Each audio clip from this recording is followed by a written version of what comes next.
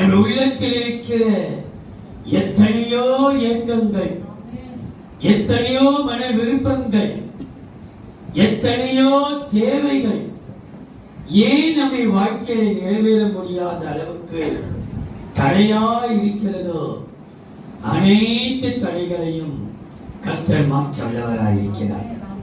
இன்னைக்கு நாம் ஆண்டவரிடம் கேட்போம், ஆண்டவரே நீ சொல்லி இருக்கிறீரே என் கொடியை ஏற்றுவேன் என்று நீ சொல்லி இருக்கிறீரே, உம்முடைய கொடியை எனக்காக நீ ஏற்றுவீராக.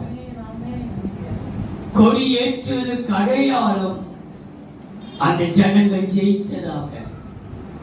இன்றைக்கு கர்த்தருடைய வார்த்தை, என் கொடியை ஜாதிகளுக்கு நேராக ஏற்றுவேன், உடைய குமாரரும் உடைய குமாரத்திகளும் கைகளிலே ஏந்திக் கொண்டு வரப்படுவார்கள் என்றால், கர்த்தர் நமக்காக கொடியை ஏற்றும் பொழுது நம்முடைய பிள்ளைகளை கர்த்தர் ஏந்திக் கொள்ள கர்த்தர் வல்லவராக இருக்கிறார்.